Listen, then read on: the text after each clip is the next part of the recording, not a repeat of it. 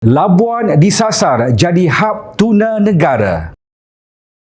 Labuan berpotensi besar untuk dibangunkan sebagai hub tuna pertama negara di bawah Lembaga Kemajuan Ikan Malaysia LKIM. Ia sejajar dengan Pelan Strategi LKIM 2026-2030 yang memberi penekanan kepada transformasi industri perikanan berteraskan ekonomi biru.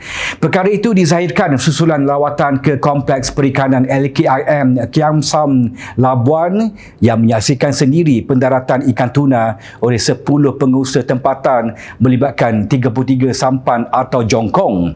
Tangkapan tuna tersebut dijalankan secara tradisional menggunakan kaedah pancing di perairan Laut Cina Selatan, kira-kira 170 batu nautika dari pesisir pantai Labuan. Nelayan kebiasaannya turun ke laut selama 4 hingga 5 hari dengan bot bersaiz kecil yang menggunakan enjin petrol serta membawa 3 hingga 4 awak-awak bagi setiap perjalanan. Melihat kepada potensi besar perusahaan ini, LKIM menjadikan pembangunan tuna sebagai antara fokus utama dalam tempoh 5 tahun akan datang dengan pendekatan lebih sistematik dan berstruktur. Dalam sesi libat urus bersama nelayan tuna tempatan, pelbagai isu konstruktif dibangkitkan termasuk keperluan penambahbaikan infrastruktur dan sokongan operasi.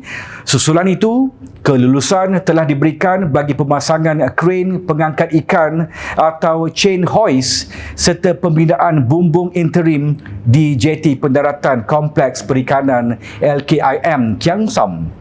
Selain itu, setakat ini sebanyak 10 jongkong telah diluluskan untuk menerima subsidi minyak petrol bagi menyokong aktiviti penangkapan tuna di kawasan tersebut. Usaha memperkukuh sektor ini turut merangkumi perbincangan bersama pengurusan LKIM Labuan bagi meningkatkan jumlah pendaratan ikan dan menambah baik kemudahan kompleks.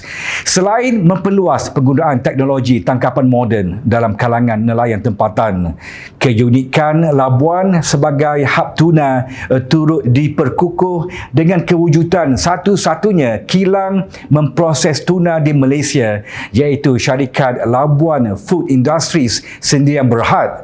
Kilang tersebut menerima bekalan tuna mentah daripada nelayan tempatan serta sumber import sebelum diproses untuk pasaran ekspor, khususnya ke Amerika Syarikat dan negara-negara Eropah. Gabungan kekuatan pendaratan tuna, sokongan infrastruktur dan kemudahan pemprosesan menjadikan Labuan berada pada kedudukan strategik untuk muncul sebagai pusat industri tuna yang berdaya saing.